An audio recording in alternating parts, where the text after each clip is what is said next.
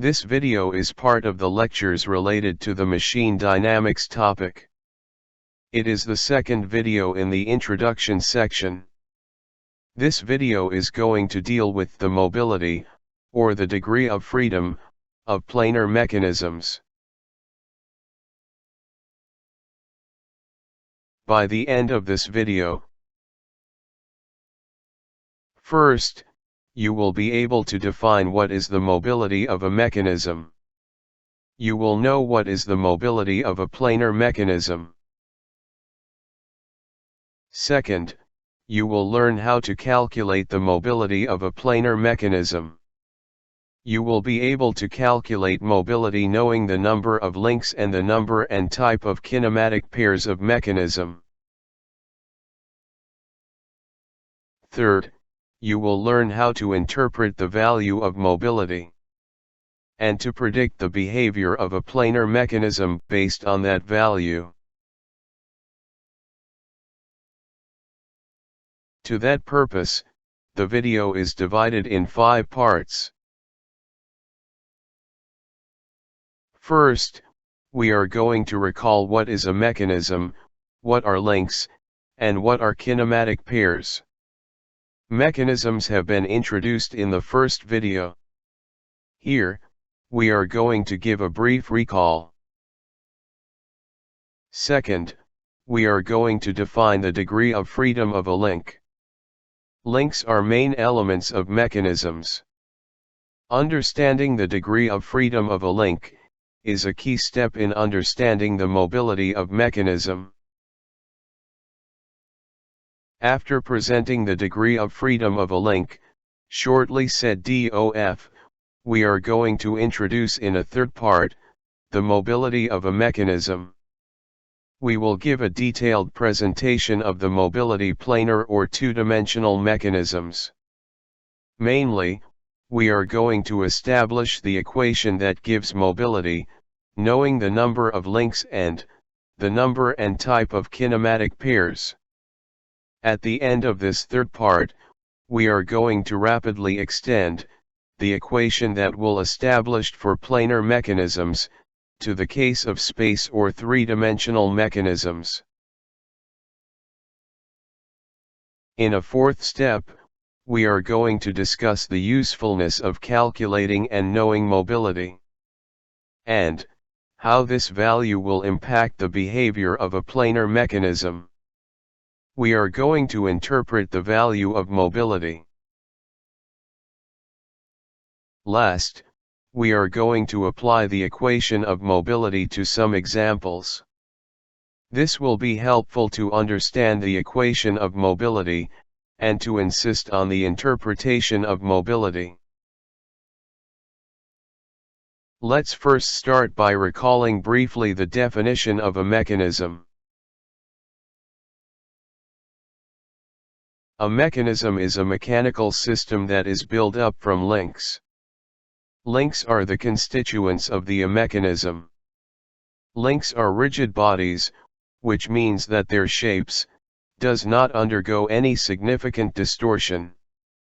Theoretically, links' shapes are assumed unchanged when links are subjected to loads or accelerations. The links are connected together using joints or kinematic pairs. Kinematic pairs are contacts between links that reduce the relative degree of freedom. These contacts can be either point contacts, line contacts, or surface contacts. One link, in a mechanism, should be considered as a reference to the kinematics of the other links. This link is called the ground. It is not necessarily a static link. All the other links' motions will be studied relatively to the ground link. A mechanism is a motion transformer. It transforms one or more input motions to another output motion. The input and output motions can differ in type of motion, in amplitude, in speed, or in direction.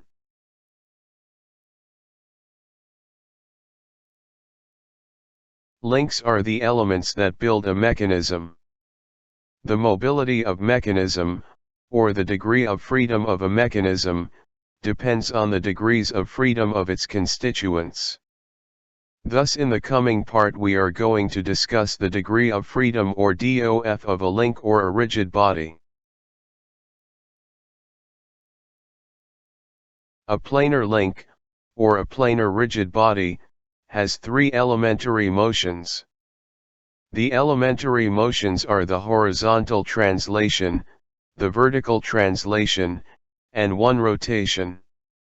There is only one possible rotation in planar kinematics. The rotation axis is the out-of-plane axis. The two elementary translations are not necessary to be horizontal and vertical. They should only be perpendicular to each other. Any other planar motion of a rigid body is a composite motion. It is a combination of two or three elementary motion. A curvilinear translation, for example, is combination of the horizontal and vertical translations. It does not involve the rotation. A general motion of a link combines a translation and the rotation. It can also combines the rotation and the two translations.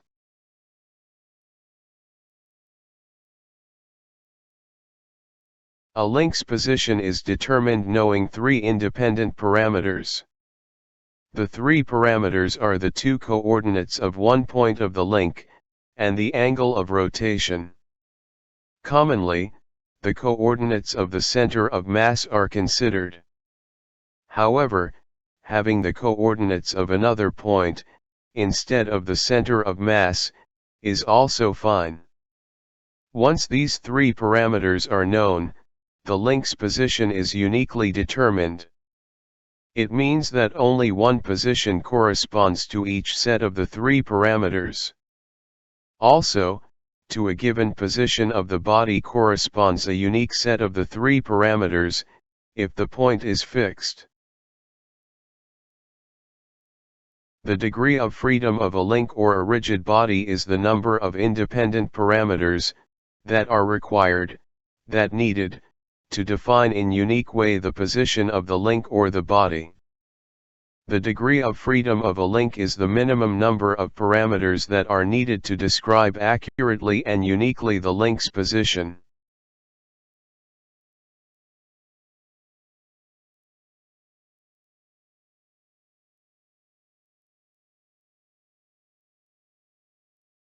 In planar kinematics, a link, or a rigid body, has three degrees of freedom, the two translations and one rotation. The two translations are uniquely described by the coordinates of point of the link. The rotation is uniquely described by the rotation angle. In three-dimensional kinematics, a link, or a rigid body, has 6 degrees of freedom.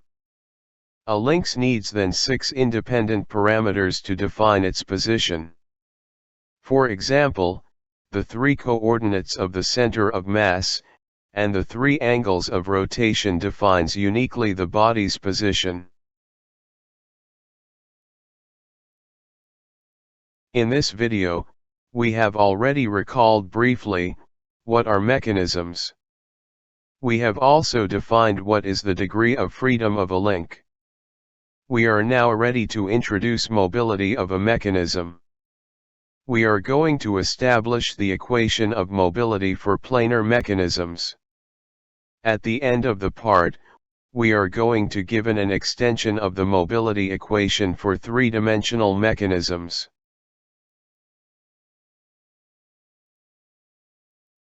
The mobility of mechanism is the number of degree of freedom that a mechanism has.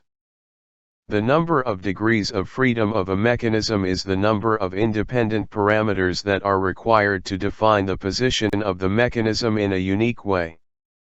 A mechanism is built of links. Each link intrinsically has 3 degrees of freedom. However, kinematic pairs block some of these degrees of freedom. Thus, to determine mobility, we need to study how many degrees of freedom are available and how degrees are blocked by kinematics pairs. We are going now to establish the equation that gives the mobility of a mechanism. A mechanism is built from links. Let's consider that the number of links is L. Thus the mechanism is made of L links. Each link has 3 degrees of freedom. In all there is 3 times L available degrees of freedom. 3 times the number of links. If a mechanism has 6 links, there is in all 18 available degrees of freedom. However, one link is considered as a reference. This link is the ground. All kinematics of other links is studied relatively to the grounded link. The ground is the considered non-moving or static. Thus all the 3 degrees of freedom of the grounded link are blocked or cancelled. Consequently, the available degrees of freedom in a mechanism is decreased by 3. The available degrees of freedom is no more 3 times L. The available degrees of freedom is only 3 times L minus 1, or 3 times, the number of links decreased by 1, as the ground is considered static. The links are the main elements or constituents of a mechanism. To build a kinematic chain, and later a mechanism, the links should be assembled together. To this goal, kinematic pairs, or joints, are used to connected links together. Links are connected by blocking some relative degrees of freedom. Let's assume that there is a number J1 of 1 degree of freedom kinematic pairs. That means that in the mechanism, there is J1 kinematic pairs that allow 1 degree of freedom, 1 degree for each joint. As these joints allow only degree of freedom each, thus, each kinematic pair blocks 2 degrees of freedom. Thus, the available degrees of freedom is again decreased by the number of degrees of freedom blocked by the joints allowing only 1 degree of freedom. If each 1 degree of freedom joints blocks 2 degrees of freedom, then, in all, 2 times J1 degrees of freedom are blocked. Thus, now, the total available degrees of freedom is 3 times the number of links minus 1. Minus 2 times J1 the number of 1 degree of freedom joints. In a mechanism, not only 1 degree of freedom kinematic pairs are used. Sometimes, 2 degrees of freedom joint are also employed. Each of these 2 degrees of freedom pair allow of course 2 relative degrees of freedom, and thus, block 1 degree of freedom. Let J2 be the number of kinematic pairs that allow 2 degrees of freedom. If each one block 1 degree of freedom, then, the available degrees of freedom in the mechanism are then decreased by J2. With this, we come up with the final expression of the equation of mobility of a planar mechanism. The mobility m is equal to 3 times L decreased by 1 minus 2 times J1 minus J2, where L is the number of links, J1 the number of 1 degree of freedom joints, it is also the number of lower pairs. J2 the number of 2 degrees of freedom, it is also the number of higher pairs. The mobility of mechanism depends on the number of links, the number of kinematics pairs, and the type of the kinematic pair, if it allows 1 degree or 2 degrees of freedom. Let L be the number of links, J1 the number of 1 degree of freedom joints or also the number of lower pairs, and J2 the number of 2 degree of freedom pairs or also the number of higher pairs. The mobility of a mechanism is the difference between a reserve or stock of available degrees of freedom in links and the consumption of these degrees of freedom by the ground and the kinematic pairs. The mobility is all the available stock or reserve of degrees of freedom, due to links, that is decreased by the number of degrees of freedom consumed or blocked because of the ground and the kinematic pairs. Each link has a reserve of 3 degrees of freedom. In all there is 3 times L available degrees of freedom. Out of these 3 L available degrees of freedom, there is 3 degrees of freedom consumed or blocked, as one link is the ground. There is 2 times J1 degree south of freedom are consumed or blocked by the lower kinematic pairs. And there is J2 degrees of freedom consumed or blocked by higher pairs. As a result, the mobility M is equal to 3 times L minus 1, minus 2 J1, minus J2. Hence, links work as a reservoir of degrees of freedom. The ground, and the kinematic pairs, work as consumers of degrees of freedom. The mobility equation established here is the Grubler-Kutzbach equation. Links are the elements of a mechanism. They need a ground and kinematics pairs. They need the ground to have a reference or a frame for their kinematics. They need the kinematic pairs to be connected together. In return, links pay the ground and the kinematics pairs from their reservoir of degrees of freedom. This is how a mechanism is built. In 3-dimensional kinematics, a link has 6 degrees of freedoms. Also, there are 5 types of links depending on the number of degrees of freedom they allow. A 1 degree of freedom kinematics pair allows 1 degree of freedom and blocks 5. A 2 degree of freedom kinematic pair allows 2 and blocks 4. A 3 degree of freedom kinematic pair allows 3 and blocks 3. A 4 degree of freedom kinematic pair allows 4 and blocks 2. And a 5 degree of freedom kinematic pair allows 5 and blocks 1.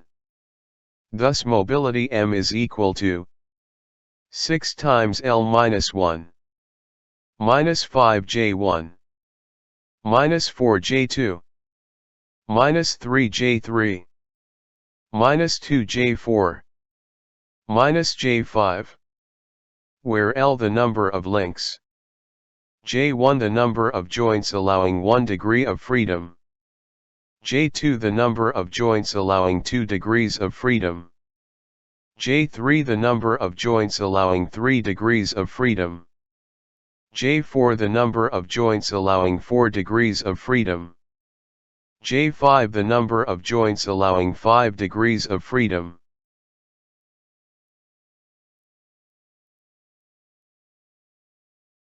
We succeeded in establishing the equation of mobility in both planar kinematics and 3-dimensional kinematics. In the next part, we are going to see how useful is mobility. We are going to see why calculating mobility is important in the design and use of mechanisms.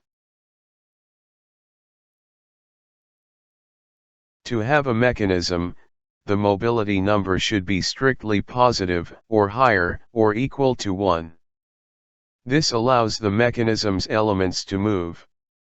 Thus, it is possible for the mechanism to receive a certain input motion, and to deliver this motion or transform it. The available degrees of freedom in the links are only partially consumed by the ground and the kinematic pairs. The mechanism has some degrees of freedom. It can then move. A mechanical designer should always check for the mechanism he is designing, that the mobility is at least equal to 1. If mobility is equal to 0 or negative, no element can move. The mobility is equal to 0, when all available degrees of freedom are consumed either by the ground or by kinematic pairs. Thus, no degree of freedom is possible for mechanical system, as it cannot be called a mechanism anymore. There is no relative motion possible between elements. No part of the mechanical system can move relatively to another element. All elements are tightly connected. The mechanical system can only move as a block or rest as a block. If the mobility is equal to 0, the mechanical system is called a structure. It can also be considered a one-rigid body. The last case is when mobility is negative. Thus, the ground and kinematic pairs require more degrees of freedom than the degrees of freedom in the links. Certainly, the no relative motion is possible between elements. But, more, it is hard to assemble the elements together. An external load is required to assemble elements together. Some elements need to be deformed in order to assemble the mechanical system. If mobility is negative, the mechanical system is called a preloaded structure. Let's consider the simple example of a mechanical system built through 2 bars and 2 pin joints. There is 2 bars, thus L is equal to 2. There is 2 pin joints. A pint joint allows 1 degree of freedom. Thus J1 is equal to 2. There is no kinematic pair or joint that allows 2 degrees of freedom. Thus J2 is equal to 0. The mobility is equal to 3 times L minus 1, minus 2 J1, minus J2. It is then equal to 3 times 2 minus 1 minus 2 times 2 minus 0. Hence the mobility is negative 1. Thus, here we are in the case of a preloaded structure. It will not be possible to assemble the 2 bars without a load. It will not be possible to keep the original shape of all elements. Here, 1 bar will be deformed, to make assembling possible. Precisely, here, the longer bar will be deformed to make assembling possible. Let's move now to the example of a mechanical system built using 3 bars and 3 pin joints. There is 3 elements, the 3 bars, thus, L is equal to 3. There is also 3 pin joints, hence, J1 is equal to 3. And, there is no 2 degrees of freedom joints. Thus, J2 is equal to 0. Mobility writes 3 times L minus 1, minus 2 times J1, minus J2. Mobility is then equal to 3 times 3 minus 1, minus 2 times 3, minus 0. Finally, mobility is equal to 0. In this case, the mechanical system is a structure. It will be possible to assemble the 3 bars together with no major difficulty. However, the 3 bars will not be able to move relative to each other. Once assembled, they form together one block. Together, they can be assumed as one rigid body. A 3-bar structure can only move as one block, as one rigid body. No bar can move while 1 or 2 bars are static. If only link is fixed, the whole structure will be static. No link can move. Let's consider now to the example of a mechanical system built using 4 bars and 4 pin joints. Thus, L is equal to 4, J1 is equal to 4, and J2 is equal to 0. Substituting in the mobility equation gives 1. In this case, the mechanical system is a mechanism. It will be possible to assemble the 4 bars together with no major difficulty. And it is possible to have some relative motion of the elements within the mechanism. We are mainly interested, in machine dynamics, in mechanisms. Mobility is then strictly positive. Recall that, mobility is the degrees of freedom that a mechanism has. It's also the number of independent parameters required to have a unique definition or description of the mechanism's position. It means also that the position of a mechanism depends on m independent parameters. Let's consider the 4-bar mechanism. We have just calculated mobility. It is equal to 1. To describe the position of the mechanism, 3 angles are required, an angle for each bar, as bars can only rotate because of the pin joints. However, the rotations of then bars are not independent. If any link starts to move the 2 others, the 2 other non-grounded links will be automatically driven in rotation. The 2 angles of the driven links will depend on the angle of the driver link. The driver link is the input. The angle of the input link is defined or controlled externally. Once the input link, or more precisely the input degree of freedom, is controlled externally, the position of the other links is unique, and completely predictable. The mobility corresponds to the number of inputs, or the number of degrees of freedom that should be controlled externally. Once this exact number of degrees of freedom are controlled, the positions of all other links are predictable and unique. If mobility is equal to 1, the mechanism should have 1, and only 1 input. Only 1 degree of freedom can be externally controlled. If the mobility is 2, the mechanism should have 2 inputs, and only 2 degrees of freedom can be externally controlled. For a general mobility number, the mechanism has m inputs, and m degrees of freedom should be externally controlled.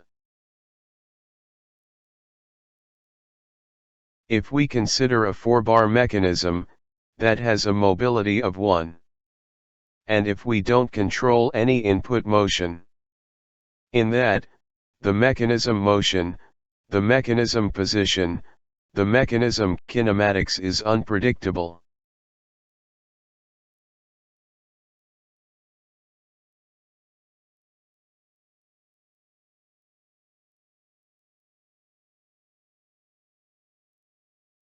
Now, the other case is if we control more inputs than the mechanism's mobility. For example, in the 4-bar mechanism here, we have controlled the motion of 2 links, the 2 cranks, the red and the cyan-colored bars, independently. Namely, we have fixed the angle of the 2 crank bars independently. This is against the nature of the mechanism. Thus, the coupler the pink bar, stretches and compresses, to maintain the connection of bars. If the controlled inputs are higher than the mobility, some links deform, and even can break.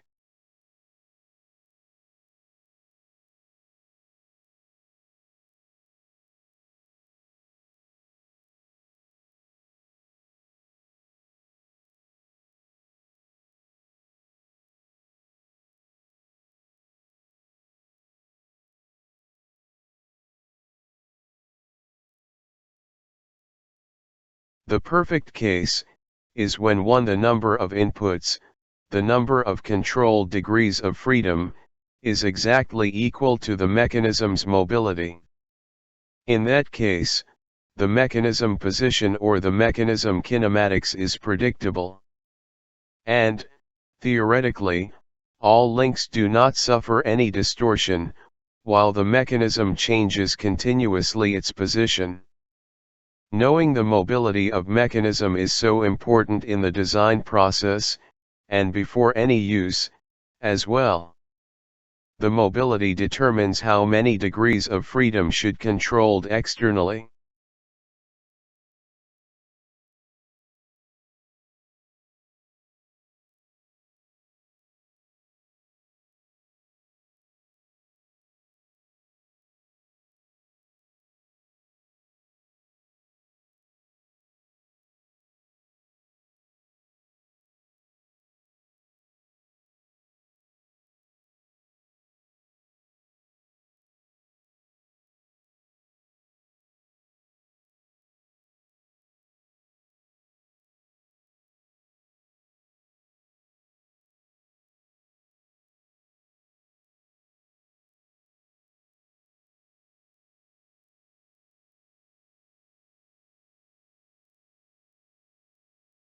Let's have now some examples.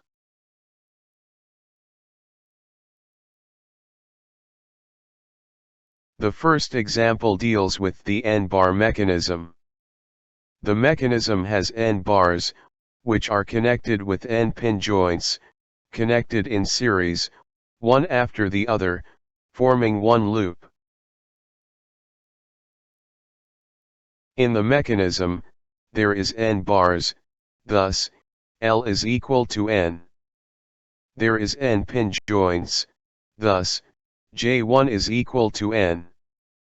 There is no higher kinematic pair, thus, J2 is equal to 0. Thus, mobility is equal to 3 times N minus 1, minus 2 times N, minus 0. Thus mobility is equal to N minus 3. So for a 4-bar mechanism the mobility is 1. For a 5-bar mechanism, where bars are connected in series, the mobility is 2. And a 6-bar mechanism has the mobility is equal to 3.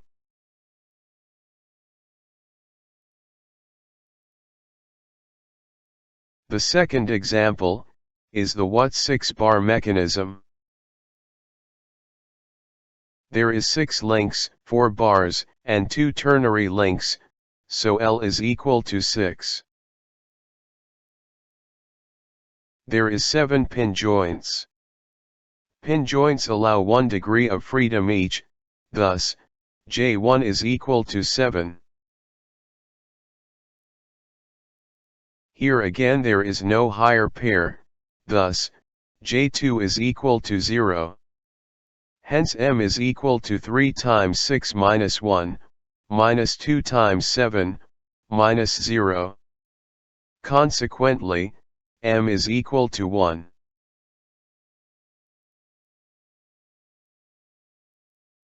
The third example is also a 6-bar mechanism. The mechanism is made of 6 bars, one of them the ground. Here only the connections with the ground that are represented. Though there is multiple connections with the ground is counted as only one link. The mechanism has then 6 links, the ground, and 5 moving bars. L is the equal to 6. we have in all 6 pin joints.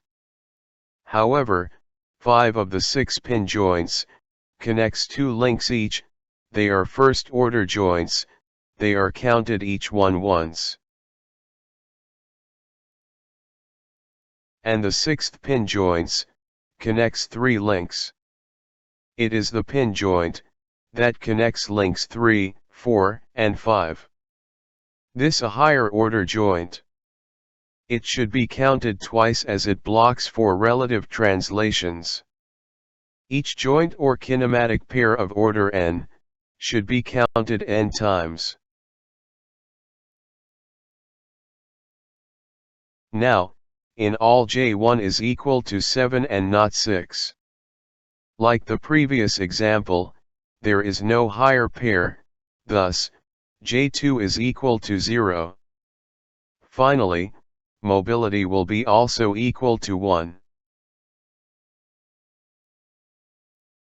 It is quite expected that the 6-bar mechanism has a mobility of 1.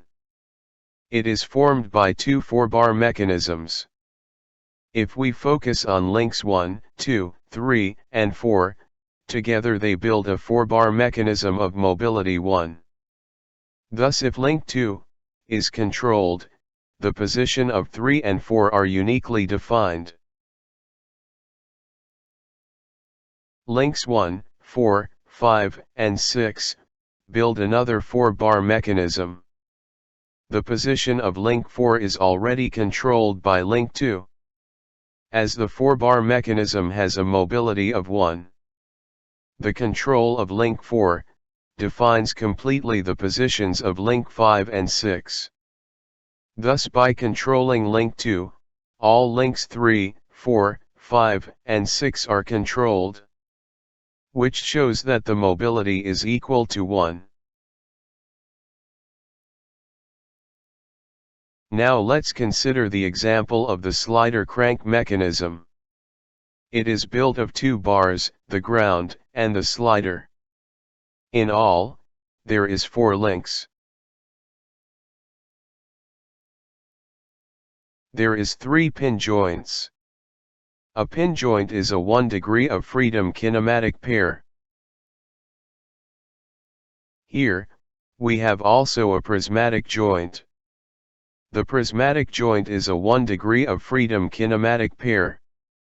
It is the 4th lower pair. Thus, J1 is equal to 4. As there is no higher pair, or number 2 degree of freedom pairs, the mobility is equal to 1.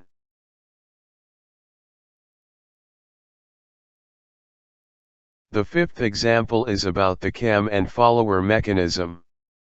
The mechanism has 3 links: the ground, the cam, and the follower.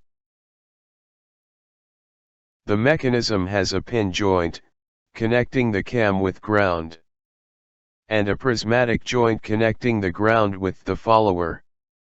The pin and prismatic joints are 1 degree of freedom pairs. Thus J1 is equal to 2. The kinematic pair connecting the cam and the follower is a cam joint, which is a higher pair, and allows 2 degree of freedom. Thus, J2 is equal to 1. For this mechanism, mobility is 1. It is quite expected as the cam's rotation motion drives the translating motion of the follower. Only 1 input is possible. The cam and follower mechanism is the mechanism that has the least number of links. Here an ordinary gear train.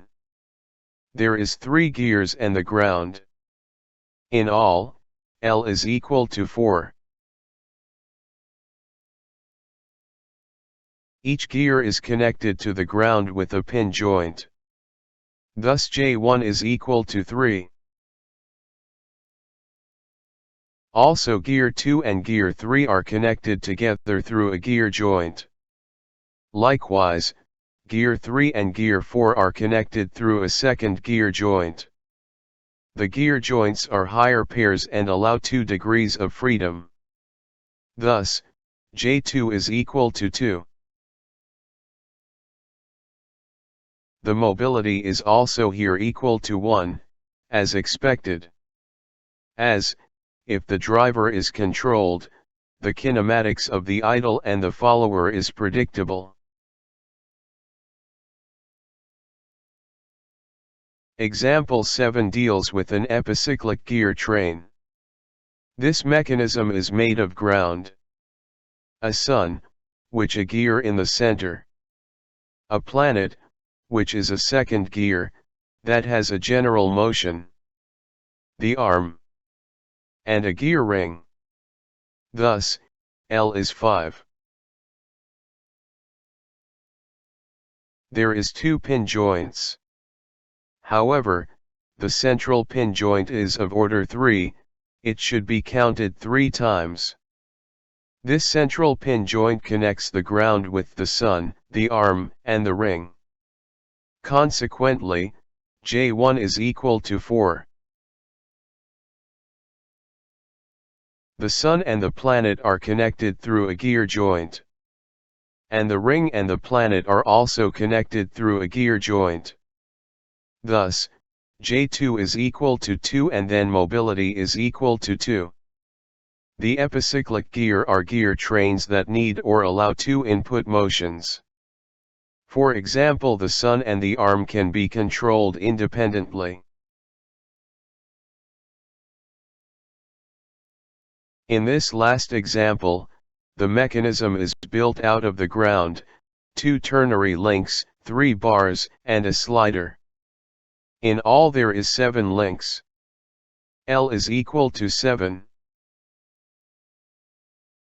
There is 5 first-order pin joints, and 1 second-order pin joint, which connects links 4, 5, and 6.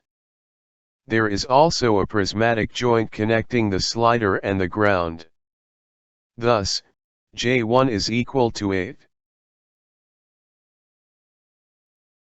There is a cam joint, connecting link 3 and the ground. Thus J2 is equal to 1. Consequently, mobility is equal to 1.